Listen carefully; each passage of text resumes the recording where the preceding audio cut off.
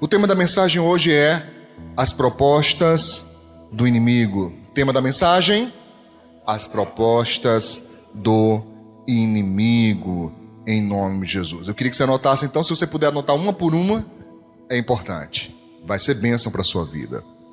Primeira proposta, nós vamos basear aqui naquilo que Faraó propôs a Moisés. Deixa eu situar você. Quando o Senhor Deus ordenou a Moisés para voltar ao Egito, Moisés estava na terra de Midian, entre os midianitas. Ele havia casado, ele havia constituído família, ele já estava bem integrado na cultura de Midian.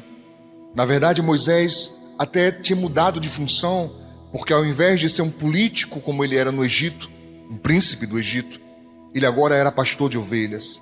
Mas Deus disse: você vai voltar, porque eu quero que você tire o meu povo do jugo da servidão do Egito. Eu ouvi o seu clamor e eu vou descer para ajudar. E Deus então manda Moisés e Arão, juntamente com seu irmão Moisés, Arão era mais velho, eles vão até o palácio, falam para Faraó: assim diz o Senhor, deixa ir o meu povo. E você sabe, Faraó endurece o coração, não deixa o povo ir, e Deus envia as 10 pragas para o Egito.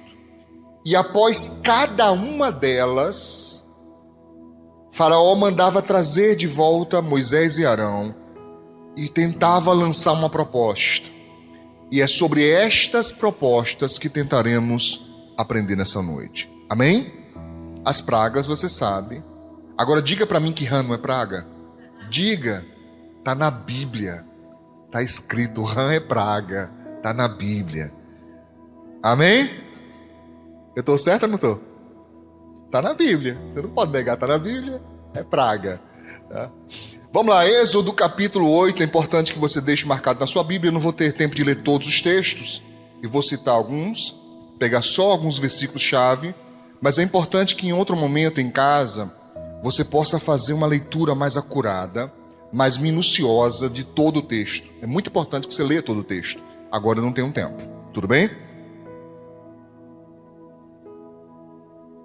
E aqui, Êxodo capítulo 8, verso 25, já é essa negociação em andamento. Amém? Diz assim, na versão Almeida, Revista e Corrigida, Êxodo 8, verso 25.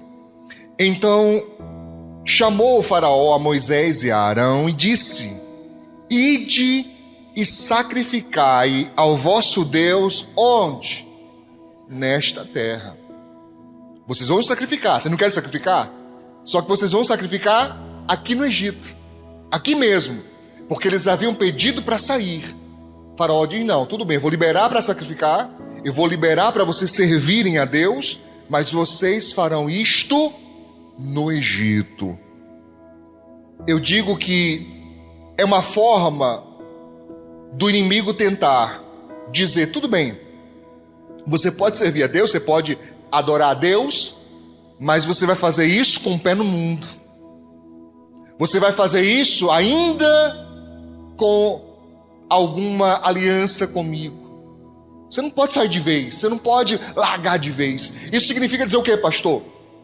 Aquelas pessoas que se dizem crente, eu não queria que você ouvisse isso de forma pejorativa, porque eu não estou querendo ofender ninguém. Eu quero apenas exemplificar e não ofender. Tudo bem? Por favor, tente ouvir sem ser uma acusação. Tente ouvir sem ser um recadinho do pastor, sabe? Uma alfinetadazinha. Não me interessa isso. Eu quero que você aprenda, é só o que eu quero. Então, eu preciso que você entenda que muitas vezes a pessoa está nesta proposta do diabo de amar a Deus, de querer Deus, mas de não largar a cultura do mundo. É como se a pessoa tentasse sacrificar a Deus, e sacrificar aqui no sentido de adoração, no sentido de servi-lo, de ser dele, mas sem sair do mundo, sem sair do Egito. Não é possível, irmãos. Não é possível. Aprenda que O nosso Deus não propõe para nós uma religião.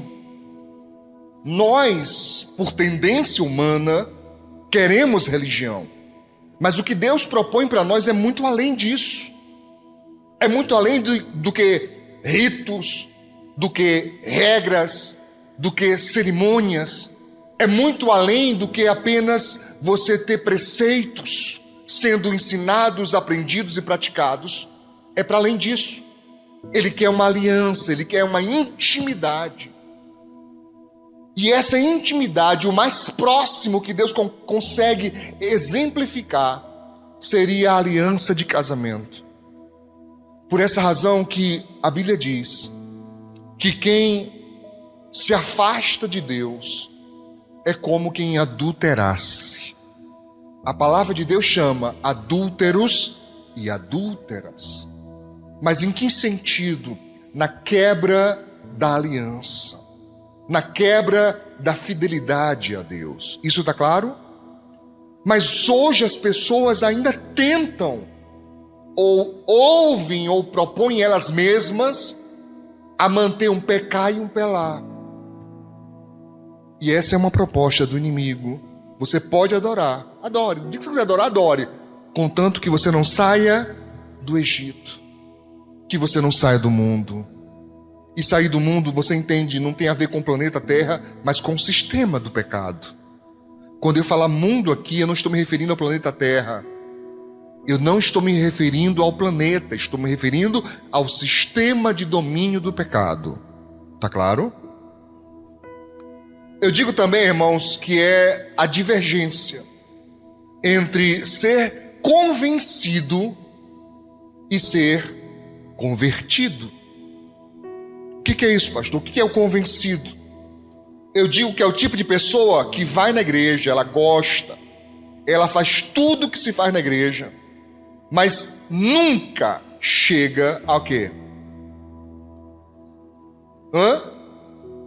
A se converter de verdade. Não há uma mudança completa. Porque a conversão, irmãos, a grosso modo, é uma mudança de rota, é uma mudança de trajetória. Quando você vai numa via e que você faz uma conversão, significa que você mudou de direção. Você não vai mais no mesmo sentido, não vai mais. Então a conversão arrisca, exige de nós uma correção de trajetória, uma mudança de vida. Mas a pessoa convencida não, ela é verdade. Na minha infância, eu acho que ainda alguns chamam assim, mas como eu aceitei Jesus na Assembleia de Deus, a gente costumava dizer assim, os amigos do Evangelho.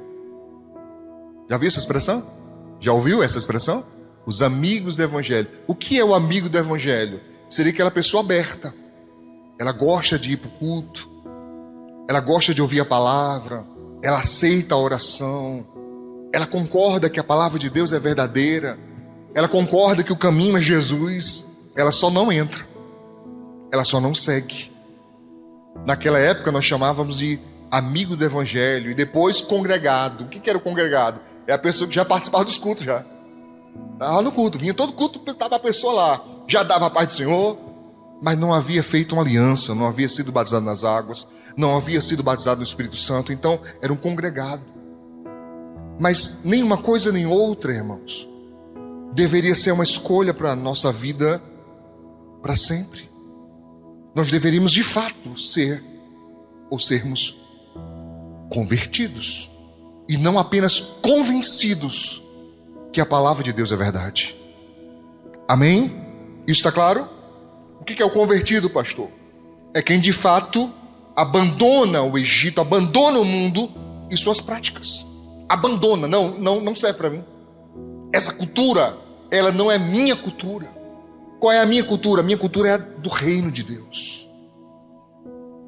Eu já falei isso algumas vezes, mas por alguma razão, algumas pessoas ainda têm dificuldade de entender isso. A igreja, ela funciona como uma espécie de embaixada. A própria palavra eclesia tem som de S mesmo, tá? A gente fala eclesia ou eclésia, mas o correto é eclesia. a pronúncia correta. Ela, no seu original, ela indica um ajuntamento legal, legalizado, uma coisa oficial. Era uma reunião de pessoas para discutir coisas importantes. Não é apenas uma questão religiosa, para além disso. Então nós entendemos que a igreja serve como uma porta para que a pessoa comece a absorver a cultura do reino. Nós temos Constituição. Amém? Nós temos um linguajar próprio. Se você chega para uma pessoa que não é evangélica e fala assim, ó, eita, meu irmão, eu estou passando pela prensa, eu estou no moinho, a pessoa não entende nada, meu irmão. Você está entendendo? Se você fala para a pessoa que não é convertida, que não é de Jesus, que não conhece as coisas de Deus, e fala assim, misericórdia, irmão, estou numa prova grande. Talvez ela entenda em partes, mas se a pessoa é de Jesus, ela entende isso a fundo, porque temos um linguajar próprio. Nós, quando glorificamos a Deus, isso não é apenas um costume, para nós de fato é ação. O nosso glorificar a Deus é uma ação, não é um costume. Tá claro? Como assim costume, pastor? Eu me refiro a ser automático, a ser mecânico. Não. Ele é uma ação de adoração, de fato. Vamos avante. Segunda proposta. Faraó disse, olha, vocês podem ir, mas não vão muito longe. No verso 28, Êxodo 8, 28 diz, então disse Faraó, deixar-vos-ei ir, para que sacrifiqueis ao Senhor vosso Deus no deserto. Somente que, essa é a condição, somente que indo, não vades longe. O cara de pau ainda fala assim, orai por mim. Essa é a condição, você pode ir, tudo bem, vá. Você não quer fazer aqui não? Você precisa ir? Tudo bem, vá. Mas você não pode ir longe. Equivale a quê, pastor? Equivale a uma certa permissão do inimigo para que você não tenha uma profundidade, um desenvolvimento com Deus. A pessoa ela é convencida a não se envolver com Deus e com as coisas de Deus. Ela tem uma tendência, não, eu vou para o culto. Beleza. Me ajude perguntando aos seus irmãos aí. Primeira vez hoje. Estou melhorando. Pergunta para o teu irmão, quando foi a última vez que você saiu para evangelizar? Com os irmãos. Qual foi a última vez? Tenta lembrar a última vez. Você veio para a igreja, orou com os irmãos, pegou os panfletos, vamos evangelizar, vamos falar de Jesus, vamos convidar as pessoas a conhecer o caminho santo. Qual foi a última vez?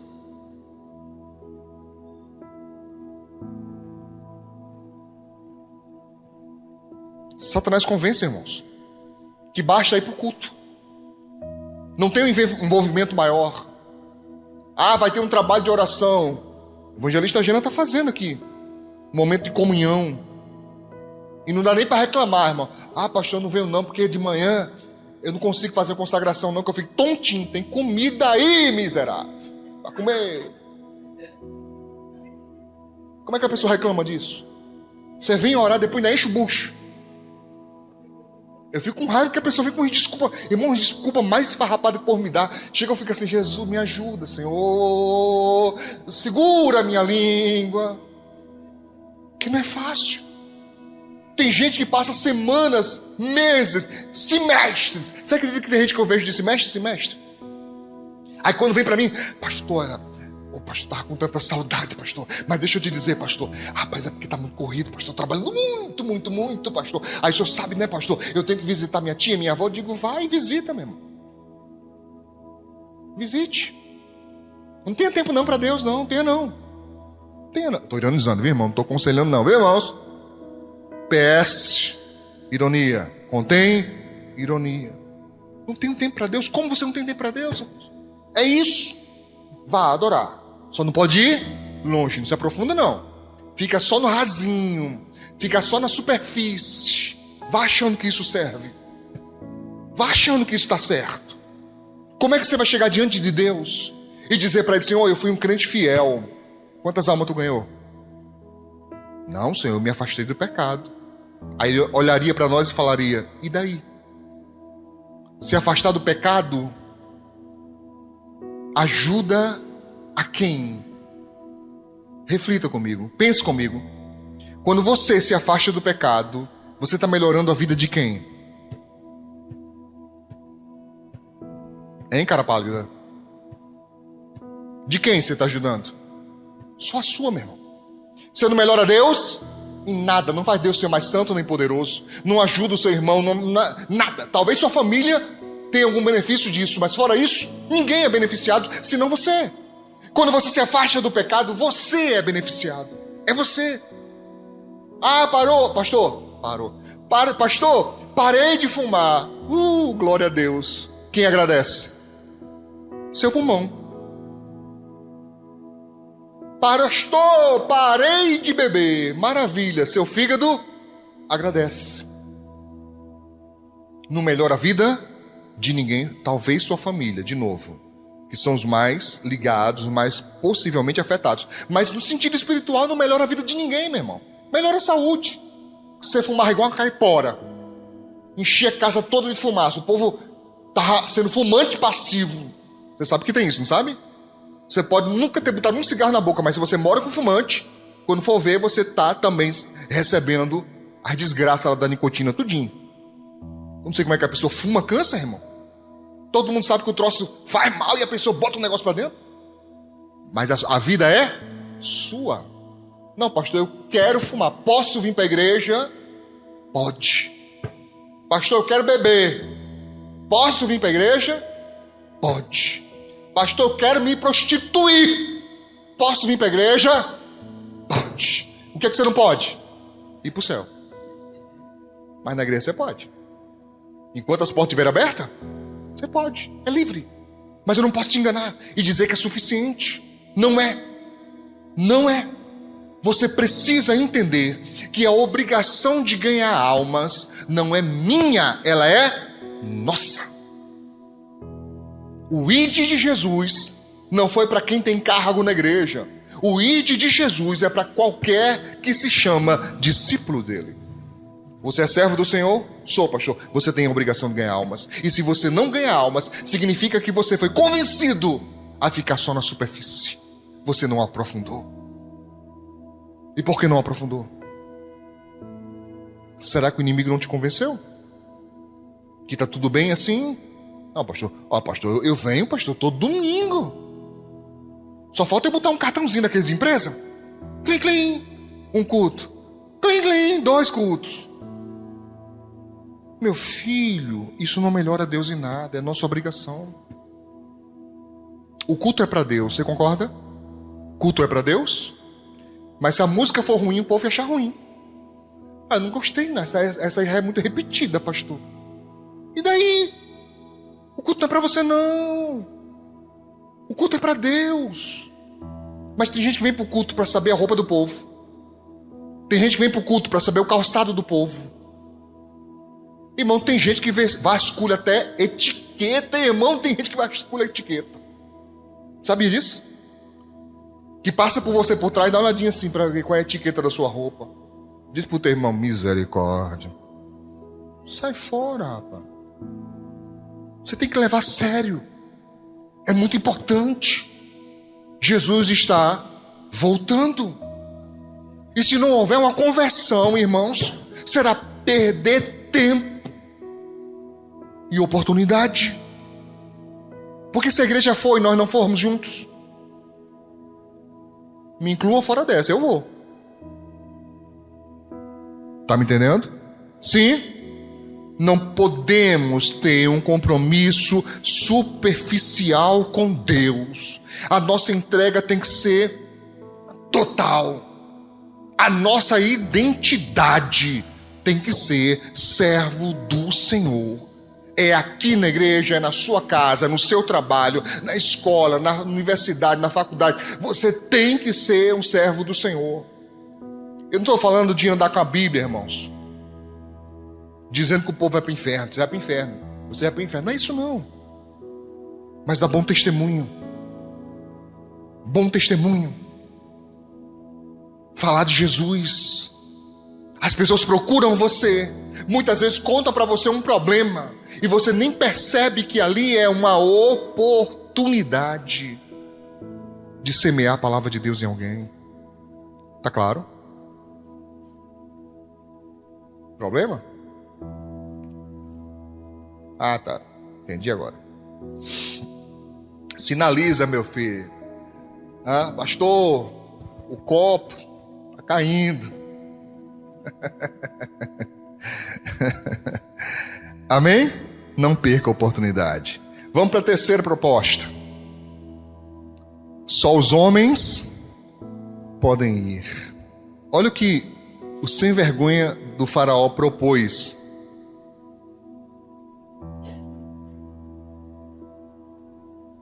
Olha se está certo, irmão. Acho que o capítulo está errado aqui. Acho que eu digitei errado.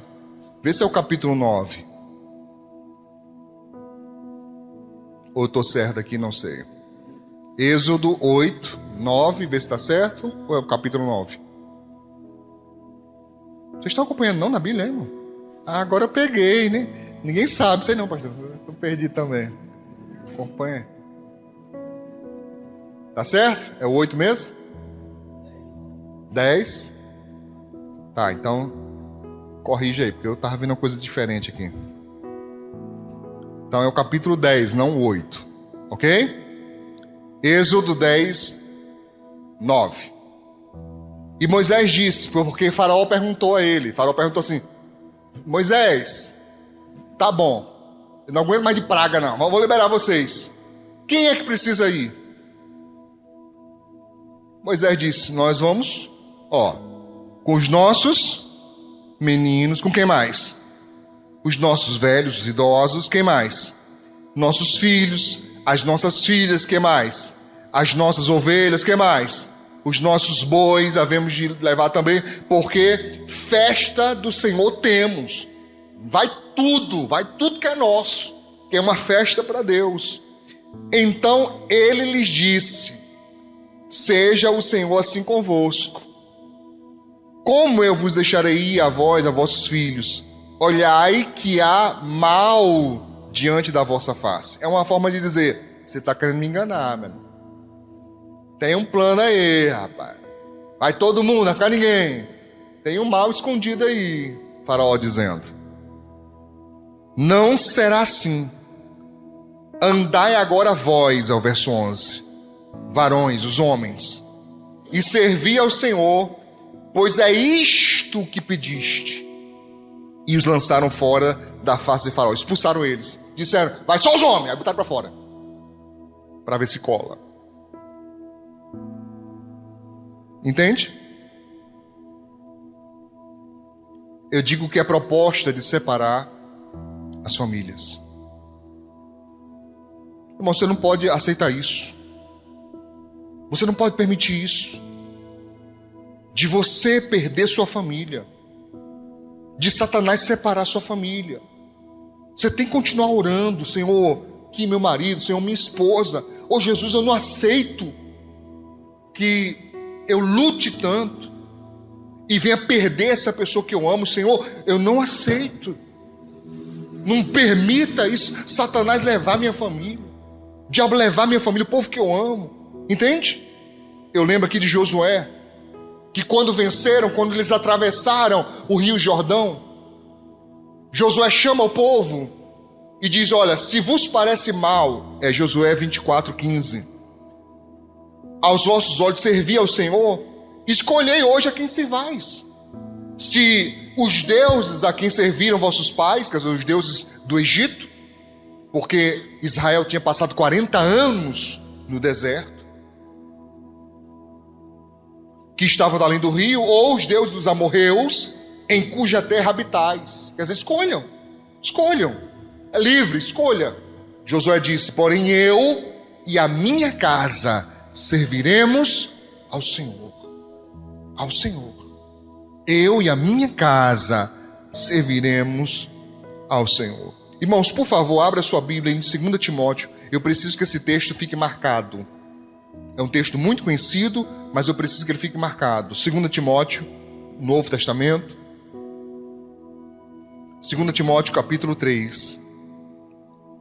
Texto muito citado por nós aqui nos cultos, mas que é muito importante.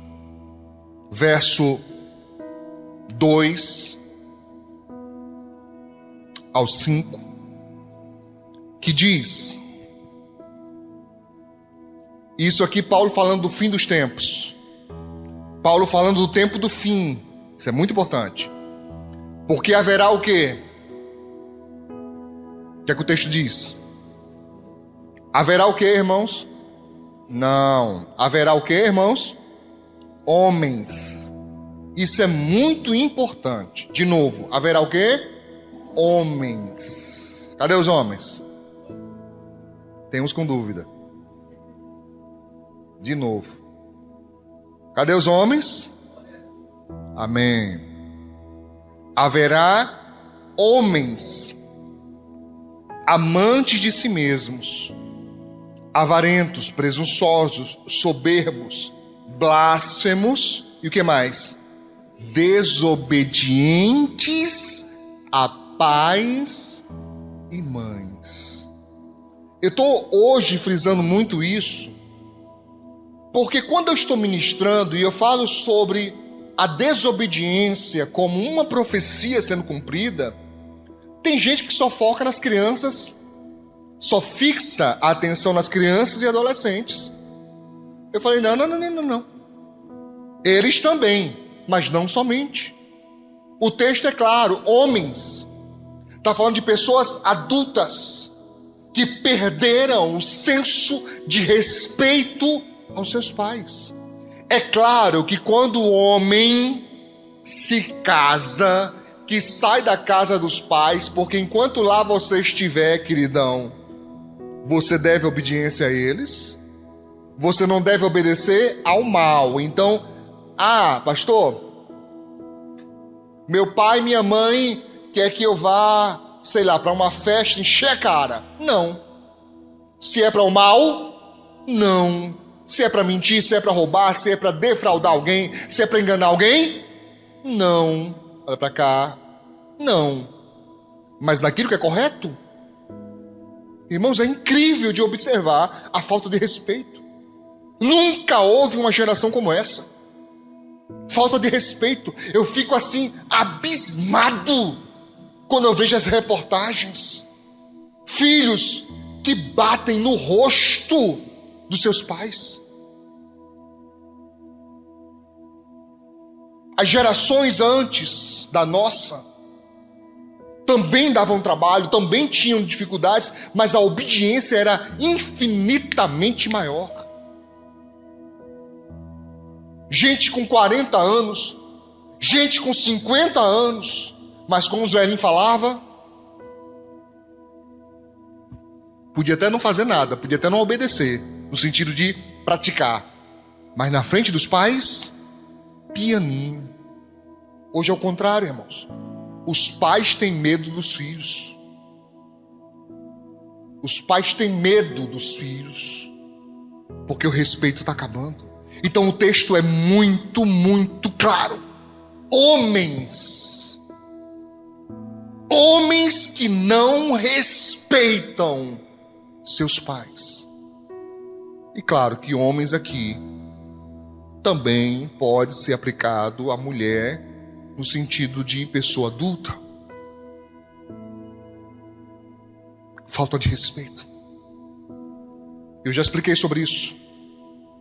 As gerações passadas, elas não tinham a necessidade de amor. Eles não se preocupavam se os filhos amavam, irmãos.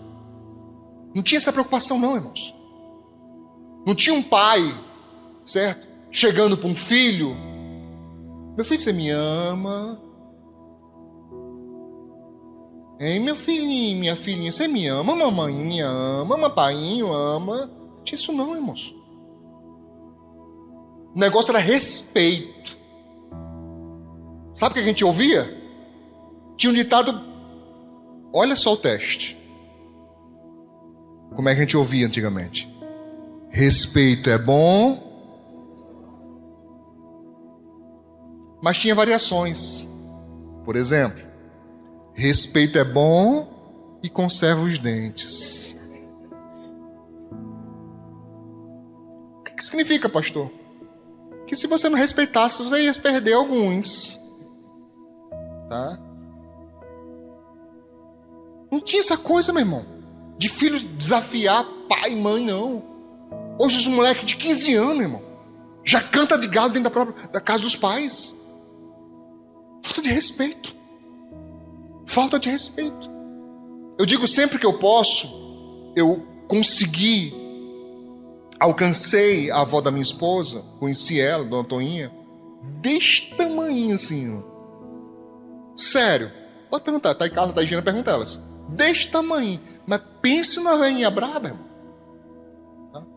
Foi me conhecer ela, botou o dedo na minha cara e disse assim, olha, não maltrata a menina não, viu? Eu disse, senhora. Tá? E era uma autoridade nata. Era própria da pessoa. Não precisava gritar, não precisava nada. Certo? Era de um tempo que os pais diziam assim, não corra não. Não corra não. E quando você corria não adiantava nada, porque a Havaiana tinha GPS. Não errava uma, meu. Não é não? Não errava uma, de longe acertava. Potofe, aí pronto, aí a pé comia no centro, meu irmão. Pastor, mas precisa bater? As pessoas me perguntam muito isso. Precisa bater? O certo era não precisar. O certo seria você olhar e dizer, ei, para com isso agora. Acabou aí. Sem precisar gritar. Só falar, para. E ser atendido. Deveria ser assim. Deveria ser um camarada de 25, 30 anos. Um pai falar assim, amigo, vem cá, senta aqui. Senhor, pai. Pai, não é assim não que a vida é, não. Toma jeito, rapaz. Trata bem tua esposa, rapaz. Trata bem teus filhos, rapaz. E esse filho que já é pai, dizer assim, senhor, pai, com respeito. Com respeito. Amém? Eu sou de uma geração onde muitos irmãos terminaram de criar os próprios irmãos. E esses irmãos tinham esse irmão mais velho como a figura do segundo pai. Quando ele chegava e dizia, ei, parou. E parava mesmo, irmão. Parava, mas parava mesmo. Parava parando, como diz vocês aqui em Natal. Hoje é uma bagunça, irmãos. Hoje é uma bagunça.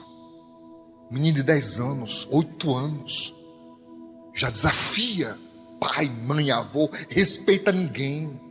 Ninguém. Tem menino que não respeita ninguém. Só que lá fora tem uma coisinha chamada PM. Que quando chegar lá, que for peitar, vai aprender a baixar Cristo. Eu vi um vídeo, caboclo botando assim, eu sou matador de PM, não sei o que, não sei o que. Os policiais pegaram. Não deu 15 minutos, não, eu tava brincando. Era só meme, era só...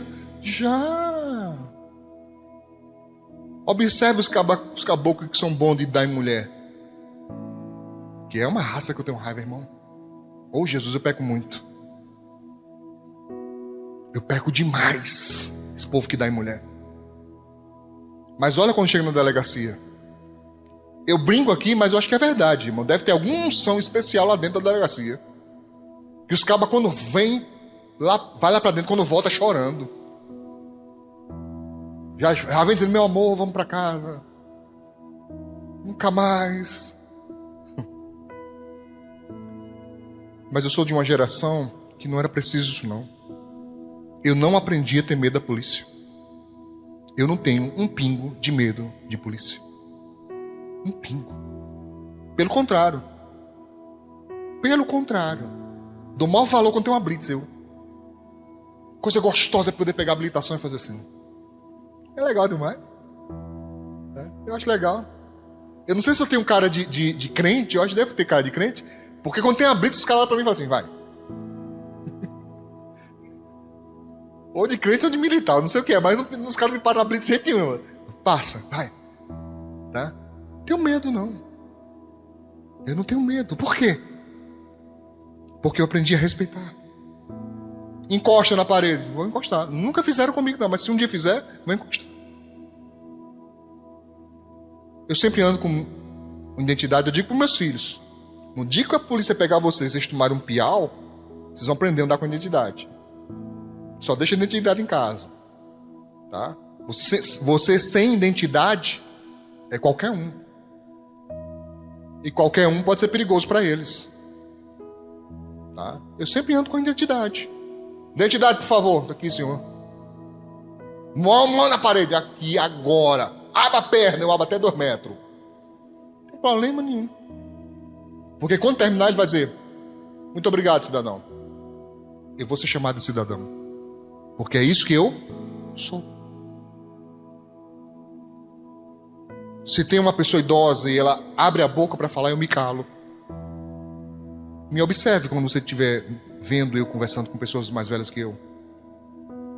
Eu me calo. Simplesmente porque foi assim que eu fui ensinado. Se tem uma pessoa de mais idade, ela é autoridade. Eu sou de uma geração onde a gente pedia benção a vizinho, irmão. A vizinho. Benção a vizinho, que era mais velho. Entende? Eu não sou católico. Eu sou evangélico. Mas quando pequenininho, botaram aquele negócio de fogueira. Até hoje eu tenho que passar na casa da vizinha da minha avó e dar benção. Benção, madrinha. Já experimentei passar direto sem falar com ela, só para ver. Tá? Ela dá o grito: ei, cabra safado, volta aqui. Desse jeito comigo. Eu falei: mas eu sou crente, eu sou pastor, mano. Não tem nada a ver com fogueira. Cadê a benção? Benção, madrinha. Deixa eu abençoar, vamos embora. Como é o nome disso? Respeito. O texto diz, eu vou ler de novo: haverá homens desobedientes a pais e mães. Isso é uma ação maligna, irmãos. Gente que é de Deus é obediente. Vou repetir porque eu acho que você não ouviu. Gente que é de Deus é obediente. Respeito faz parte da sua natureza. Porque a Bíblia nos ensina, diante das cãs. Quem tem cabelo branco? Levanta assim a mão. Mesmo os que estão pintados, não importa não. Cadê? Quem tem cabelo branco? Aleluia. A Bíblia diz, diante das cãs. Cãs é cabelo branco. Não é cães de cachorro. É cãs. É uma palavra antiga para cabelo branco, grisalho ou branco todo. Diz a Bíblia, diante das cãs te levantarás e honrarás a presença do ancião. Ancião entra, jovem se levanta e cede o lugar. Como é que é hoje no ônibus?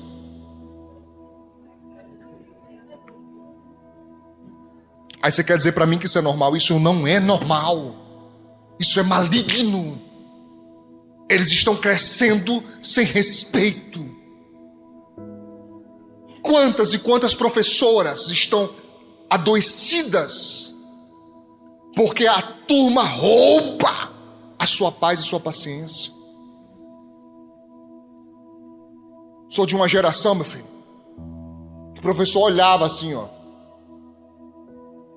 e o aluno baixava a cabeça. Eu lecionei em escola.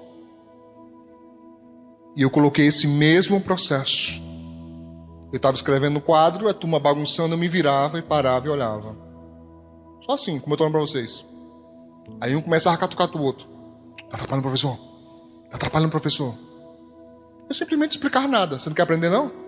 Beleza, você recebeu o salário do mesmo jeito. Eu vou receber meu salário do mesmo jeito. Quer aprender não? Quer não? Beleza, você pode ficar aí, eu não vou botar você para fora de classe. Você só não vai perturbar minha aula, ok? O acordo está feito? Está feito? Tudo bem? Beleza. Daqui a pouco uns começavam a reclamar dos outros. Porque eu ensinei para eles o quê? Respeito. Porque quando eles diziam para mim, professor, eu digo sim. Tem uma dúvida aqui, eu paro tudo e vamos para a dúvida. Ah, professor, vamos terminar. Não, vamos terminar nada, a pessoa está com dúvida. Ela tem o mesmo direito com você. Olha, meu filho, é assim, assim, assim, entendeu? Não, não entendi não, tá. Assim, assim, assim, entendeu? Não, não entendi não. Amanhã eu trago essa resposta para você. E eu pensava, até encontrar uma forma dela entender. A pessoa se sentia respeitada, porque no outro dia eu chamava, olha, tua dúvida de ontem, né? Ou de anteontem, quando tivesse aula. Assim, assim, assim, assim. Respeito. Hoje os filhos gritam seus pais. Hoje os filhos falam de forma grosseira com seus pais. E isso está na Bíblia, dizendo que seria sinal do fim. Então isso é muito importante. Amém? Aí eu vou te falar uma coisa. Quando teu filho ou filha faz o que, pastor? Repreende. Está repreendido. Satanás! Ou ele vai parar do susto, ou por medo, ou pela autoridade espiritual, mas vai parar. Não deixa não, irmão. Claro que eu não estou ensinando você a chamar seu filho de Satanás, aqui é uma brincadeira. Mas repreender você tem que repreender. Está repreendido isso em nome de Jesus. Eu não vou aceitar na minha casa a rebeldia, porque a rebeldia é uma semente maligna. Eu não aceito isso. Mas nem você obedece seus pais. Nem você trata bem seus pais. Como é que você quer ensinar para os seus filhos uma coisa que você não faz? Olha para essa pessoa. Como? Se você trata mal, se você fala com grosseria com seus pais, eles vão perceber, eles vão observar isso e vão repetir com você. Trate com respeito. Trate com respeito. Isso eu ensinei para os meus filhos. Eu nunca permitiria um filho meu chegar para um avô, para uma avó e destratar na minha frente não. Mas não vai mesmo. Na minha frente não vai. Pelo contrário, eles são elogiados. Todos eles três são elogiados pelos avós. A forma que eles tratam com respeito, com muito carinho pelos avós. Pelos tios. Porque é isso que a gente ensina para eles. Amém? Isso está claro, irmãos? Vamos adiante.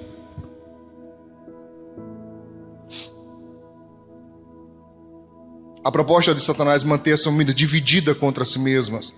Bom, em Marcos capítulo 3, verso 24 e 25, o Senhor Jesus ensinou esse princípio que é muito importante. Se um reino se dividir contra si mesmo, tal reino não pode subsistir, não fica de pé. Mas Jesus saiu daquela coisa macro em uma questão geopolítica para ir para a questão mais central, família, núcleo duro da sociedade. Ele disse, se uma casa, que é família, casa é inanimado, então está falando de família.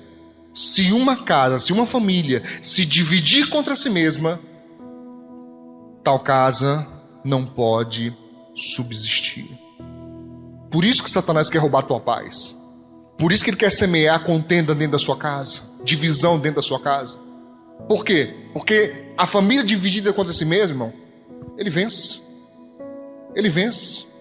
Porque tira a paz. Você nunca viu isso, não? Tá tudo bem dentro de casa, daqui a pouco a patifaria começa. Discussão, brigaiada feia. Ele quer dividir sua família, não deixe. Como é que eu faço para não deixar, pastor? Ponha ordem. Ponha limites.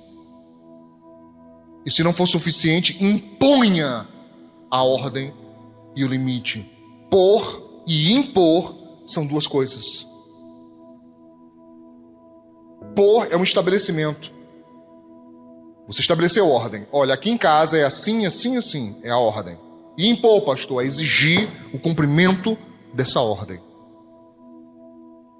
Os meus filhos, os três, Os 3, até 18 anos, nenhum dos 3 passava de 10 horas da noite, a não ser em emergência. Porque eu dizia, às 10 da noite eu fecho minha porta. Não chegue depois, não. Não chegue. A não ser um combinado. Vamos ter uma festividade. Não sabemos que hora vai terminar. Pode terminar às 10h30, 11 horas. Claro, eu não sou um monstro, né, irmãos? Eu não sou um bicho-papão, né, irmãos? Não sou uma pessoa também sem senso. Muitas vezes eu ia buscar. Muitas vezes eu ficava acordado esperando, junto com a mãe. Uma necessidade, tudo bem, mas eu colocava ordem. Ordem. Eu disse sempre aos meus filhos, eu não tenho tatuagens. Não gosto. Já expliquei 300 vezes que não há um texto bíblico onde eu encontre dizendo que é pecado. Para mim é uma questão muito cultural. Muito cultural. Para mim, não tem para quê. Não tem para quê. Mas eu sempre deixei bem claro, eu não encontro como pecado. Mas se você fosse fazer uma tatuagem, o que seria? Aí você vai ver os crentes. Fada, unicórnio e por aí vai.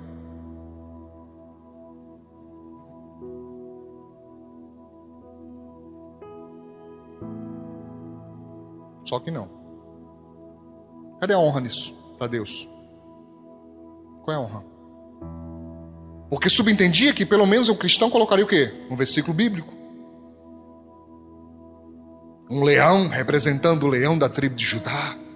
Não estou dando ideia para você colocar tatuagem, não. Não se aproveite da minha palavra, mas o pastor falou que pode, leão pode. Leão da tribo de Judá. Vou colocar assim, pastor, bem bonitão. Uau! Eu não estou falando nada disso, não. É sua mente que gosta de aproveitar. Mas também só aproveita as coisas que lhe interessam. Não lembra de nada. Mas quando chegar... o pastor falou que um leão da tribo de Judá pode, porque eu sou crente, Jesus. Legal, Jesus na pele, mas ele está dentro do coração? Ele está dentro do coração? Tá me entendendo? Tá? Eu vejo pessoas que colocam Jesus nas costas bem grandão, irmão, de ponta a ponta assim, ó. Parece um outdoor. Jesus, Filho de Deus. Bota um versículo bíblico. Beleza. Mas ele está dentro do seu coração? Tá me entendendo o que eu estou falando? Sim. Sim. Voltando. Eu disse para os 3, até 18 anos, não bota não. E se botar, caboclo, você está enrolado. O meu mais velho falou assim, pastor, pai, eu queria botar um brinquinho. Eu disse, rapaz, até 18 anos você não bota não. Porque se botar, vai amanhecer sem um pedaço? Pergunta para minha esposa se eu não falava. E eu falava sério. Sério. Não bote não, querido, que eu vou preso. Que eu vou arrancar o pedaço. Vai, faz assim. É bem ligeirinho. Ainda vou mais com álcool perto, que é para poder não infeccionar. Pronto. Eles levaram a sério. Não botaram. O mais velho, a partir de 18 anos, botou o brinco e fez tatuagem. Escondeu de mim o quê? Uns 3 meses? Só andava com roupa por aqui assim. Você vai dizer, rapaz, esse cara tá fazendo um calor, não tem, eu morrendo de calor, esse cara com as blusas lá por acolá. Depois foi que apareceu. Aí eu conversei com ele, falei, cara, não se preocupa não. Você não deixa de ser meu filho não. Você não vai ser expulso de casa. Nada disso. Você é filho igual aos outros. Igualzinho aos outros. Mas eu tenho minha consciência limpa de que ensinei correto e que protegi até onde eu pude proteger. Dando exemplo, eles nunca poderão casar, os 2 homens, e bater numa mulher e dizer assim, aprendi isso em casa. Eles nunca viram a mãe levar um empurrão. Então não aprenderam comigo. Amém? O que eles aprenderam comigo? Que se ela precisa, amor, eu preciso de 100 reais. Se eu tenho 100 reais, eu mando 100 reais. Amém? Se eu tenho, eu mando mais. E eu não pergunto, é para quê? Eu só pergunto, é para quê? Se eu tiver com 15, 20. Aí eu vou ver se aquilo é urgente ou o meu é mais urgente. Mas se eu tiver suficiente, eu mando. Tá? Mando. Ou digo ela, tem na minha carteira, pega lá. Observe, um dia que tiver cantina na igreja. Meu irmão, ela não pede a mim o dinheiro, ela pede a carteira. Cadê a carteira? Eu digo, tá ali. Porque é costume nosso. Porque eu sei que ela só vai pegar o necessário. Não pega R$1 a mais. É só o necessário. Foi isso que eles aprenderam em casa. Certo? Não vê gritaria. Irmão, se você fosse meu vizinho, você ia achar que eu não moro na minha casa. Porque coisa rara é ouvir minha voz. Eu falo baixo em casa. Eu falo alto quando eu preciso palestrar ou ministrar. Mas no meu cotidiano eu falo baixo. Quase ninguém ouve minha voz. Você não vê eu perturbando ninguém. Você não vê meus filhos com medo de mim. Eu chegar em casa, chega, corre, desliga. Não. Pelo contrário, é o contrário, irmãos. Eu chego, eles todos os três me entregam o controle. Tá aí, pai. E não por medo, por honra, respeito. E muitas vezes eu nem fico, eu vou pro meu quarto, porque eles estão vendo alguma coisa que estão se divertindo, e eu sei que se eu me sentar, eles vão entregar o controle, não vão querer me assistir. Querem me dar honra. Tá me entendendo, irmãos? Não estou dizendo que eu fiz tudo certo, não. Se estou dando essa impressão, não é o que eu quero dizer, eu também errei muito. Mas o que eu quero dizer é que eu tentei semear respeito. Amém? E quando me desafiaram, foi para pé, irmão. Simples assim. Quando quiser desafiar, pé com o meu no centro com força. Menos aquele ali, ó. Aquele ali sempre foi esperto. Ele viu os outros na pé, olha. Nunca quis conversa com desobediência. Pelo contrário. Perguntava a mim, é para fazer como, pai? Tá? Nunca levou pé, nunca. Tá? E é sabedoria, porque a Bíblia diz isso. Entendeu? E eu ensino isso também, tá? É sábio, você não precisa se apanhar para aprender. Você vê o outro apanhando, né? Compensa não vale a pena não. Amém? Então não deixe sua casa se dividir, diga graças a Deus. E a última proposta, irmãos, Faraó disse, vocês vão, mas o gado fica no Egito. Ainda no capítulo 10 de Êxodo, no verso 24, ele diz assim, ó. Então Faraó chamou Moisés e disse, ide, servi ao Senhor, somente fiquem vossas ovelhas e vossas vacas. Vão também convosco as vossas crianças. Moisés, porém, disse, tu também darás em nossas mãos sacrifício e holocausto, que ofereçamos ao Senhor Deus. Também o nosso gado há de ir conosco. Isso é importante. Nenhuma unha ficará. Porque daquele rebanho, havemos de tomar para servir ao Senhor nosso Deus, porque não sabemos com que havemos de servir ao Senhor até chegarmos lá. Eu digo que é o quê? É não deixar os seus bens sob o controle do mal, irmão. Faraó disse, vocês vão, os bens ficam. Moisés disse, coisa nenhuma. Os nossos bens irão, não vai ficar nenhuma unha e você ainda vai dar mais. Amém?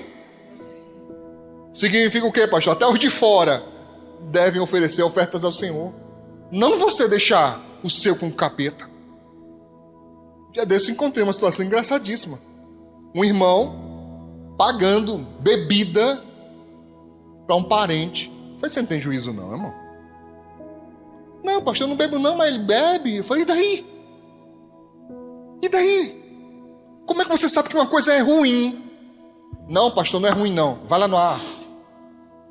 Não precisa ser crente não. Vá lá no AA, Alcoólicos Anônimos, converse com eles. Pergunte para eles assim, gente, beber é ruim? Quem bebe pode acontecer o que com a pessoa? Pode não acontecer nada. Ela ser aquela pessoa que bebe um pouquinho em festa, assim, final de ano, uma festividade, só uma coisinha. Pode. mas também pode ser uma pessoa que ela tenha pouca tolerância ao álcool. Não sei se você sabe disso. Que tem pessoas que têm pouquíssima tolerância. Irmão, quando ela bebe, ela fica doida. Você olha para a pessoa, ela é toda, né, postada, toda... Oh. Aí bebe. Você pensa que não, tá a pessoa em cima da mesa, rodando, fazendo vergonha a todo mundo. Você nunca viu isso acontecer, não? Nunca viu, não? Tá a pessoa querendo ser rico mais que todo mundo, brabo mais que todo mundo, né? Ou pensando que não, se insinuando para todo mundo, quer namorar com todo mundo. Mal vergonha do mundo, irmão. Quantas famílias foram destruídas por causa do álcool? Quantas pessoas que se amavam e passaram a se odiar por causa da desgraça do álcool? Eu não estou dizendo que você não possa beber, não. A boca é sua, o que desce por ela é problema seu. Eu só não posso dizer que é certo. Eu não estou proibindo, mas eu não posso dizer que é certo. Você está me entendendo? Eu disse para o irmão, não, irmão. Não. Seu dinheiro suado, sagrado, você está dando para uma desgraça, irmão. E o irmão era uma pessoa realmente alcoólatra. Você está contribuindo para a morte do seu irmão. Faça isso não. Quer dizer que se a pessoa pedisse veneno, você daria? Se a pessoa quisesse dar cabo da própria vida, você daria uma arma para ela? Para com isso. Não deixa nada do que é bem seu sob o controle do mal. Nada. Amém? Moisés disse, nenhuma unha fica com o inimigo. Nada seu, não permita. Nada seu, nada. É seu, é para bênção. Não vai ser usado para o mal e ponto final. Não com seu consentimento. Não você sabendo, não você concordando. Não fica, não deixa. O que é meu é para bênção, é para abençoar.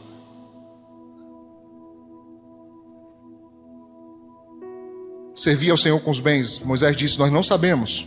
Temos que levar tudo porque não sabemos o que Ele vai pedir. O que Ele vai colocar como sacrifício para nós oferecermos. Eu preciso falar sobre isso, irmãos.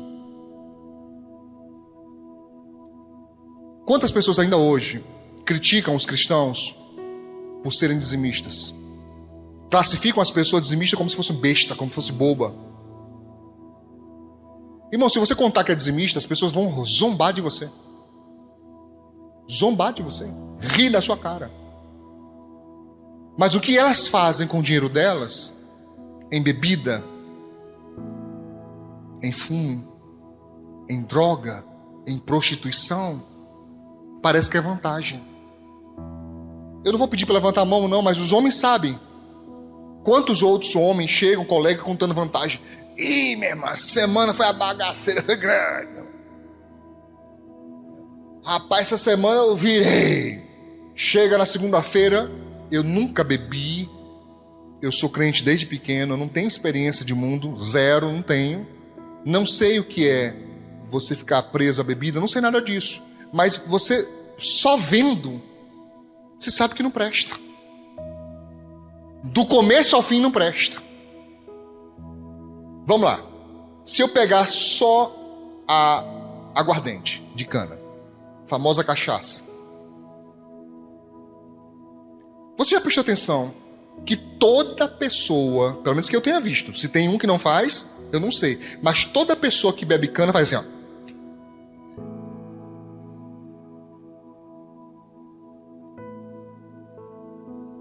Tem sempre um pouquinho de limão, tem sempre um pedacinho de carne ou alguma coisa que eles chamam de... Como é que se a coisa é boa, você quer que tire o gosto?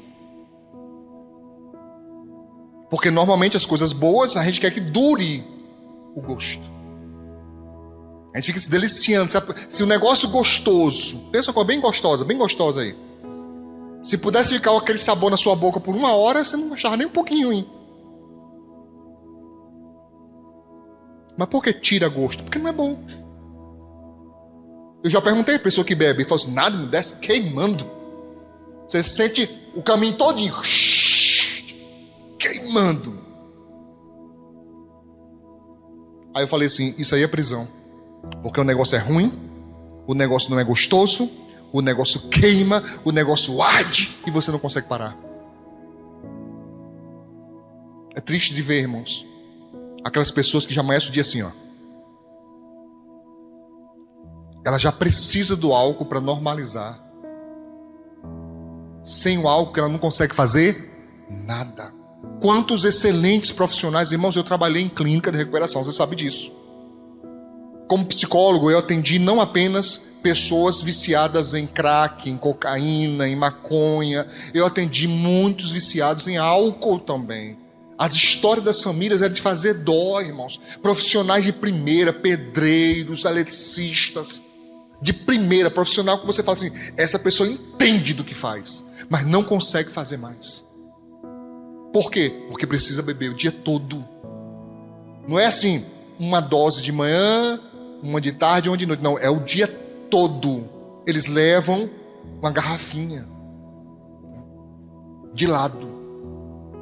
Igual as pessoas que são conscientes e sabem que precisa se hidratar, leva a garrafinha de água, eles levam a garrafinha de cana. E as empresas já fazem no tantinho já. Tem o nome de uma que eu esqueci como é o nome. Alguém lembra? Uma bem famosa que tem, gordinha assim. Hein? Corote. Pois é. E a pessoa está tuf, o dia inteiro. O suor da pessoa fede a álcool. Ela suando, e o suor é álcool puro, irmãos. Quando eu trabalhava na clínica, eu dizia para o outro que fumava, fica perto do outro não, irmão. Eu tenho medo de você explodir. Eu brincando com eles, tá? Mas é sério, é muito sério. Irmãos, quando o vício ataca a pessoa, você tem ideia, lá onde eu trabalhava, a gente trancava perfume. Os perfumes eram trancados. A pessoa vai sair, ela tem que ir lá, pedir autorização, aí vem o monitor, destranca, ela usa o perfume, bota lá e tranca de novo, porque se deixar aberto, eles bebem o perfume. Um quase que morre, por quê? Porque tirou o álcool do carro e bebeu. Quase que morre o abençoado. Né? Quase que morre, porque eles não aguentam ficar sem. Então não vem dizer para mim que isso é bom. Não é bom, não é bom. Entende? Amém? Então, se não é bom, o nosso dinheiro não vai para isso. Eles gastam o dinheiro deles com o que não presta. E acham que nós é que somos bobos. Você podia dizer para a pessoa, não, meu irmão, eu contribuo lá na igreja, sabe por quê? Porque eu me sinto bem. Porque eu sou bem acolhido. Porque tem lá luz, porque tem lá água, porque tem lá gelágua. Futuramente vai estar climatizado. Entendeu? Hã? O cafezinho, pastor está dizendo café, né? Pois é, eu me sinto bem, eu contribuo porque me faz bem, porque me ajudou em momentos que se não fosse Deus, se não fosse a palavra de Deus, se não fosse o homem de Deus pregando, minha vida tinha virado de cabeça para baixo. É por isso, isso não tem preço. Amém? Então não permita nada seu civil diabo. Como diz em Provérbios 3, verso 9 e 10, honra ao Senhor com os teus bens, né, com tua fazenda e com as primeiras coisas da tua renda. Se você fizer isso, a Bíblia diz, se encherão os teus celeiros abundantemente e transbordarão de mosto os teus lagares. Alegria, né? O mosto aqui é o vinho. Alegria, vai transbordar de alegria. Se você conversar com uma pessoa que é fiel a Deus, ela vai te dizer, rapaz, desde o momento que eu decidi ser fiel a Deus, Deus não me deixa faltar. Não me deixa faltar. Parece que vai, daqui a pouco muda tudo. E chega o socorro. Às vezes eu estou assim, já assim, ó. Ai meu Deus, é agora, amanhã, é amanhã. Ai meu Deus, e agora? Aí chega. Alguém aqui já ficou constrangido, com vergonha de ter duvidado e a bênção veio tão grande como se fosse um brá de Deus assim pra você. Tome jeito, deixa de duvidar de Deus. Eu já fiquei muitas vezes. Por isso que hoje as pessoas falam assim, pastor, você está tão diferente. Pastor. Como eu estou diferente? Sei lá, você está mais calmo assim. Bom, eu tenho 50 anos já, né, irmão? Daqui a 10 anos eu sou idoso. Então eu tenho que começar a desacelerar mesmo, a me cuidar mesmo e esquentar pouco com as coisas. Mas muito mais do que isso, irmãos, foram as experiências. De eu ter percebido que toda a minha correria, todo o meu esforço não servia de nada sem Deus. E com Deus, mesmo quando eu pensava que não ia dar certo, no final, sempre dava.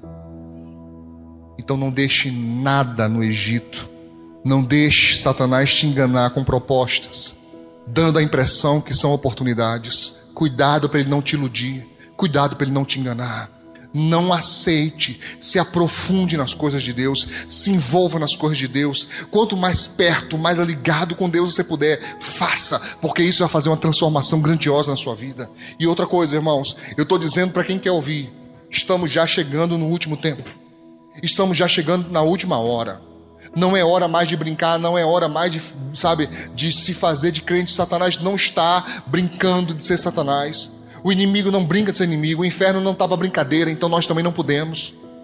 Está chegando o dia, está chegando a hora. Não perca essa oportunidade de fazer você a sua ligação com Deus. Se volte para Deus.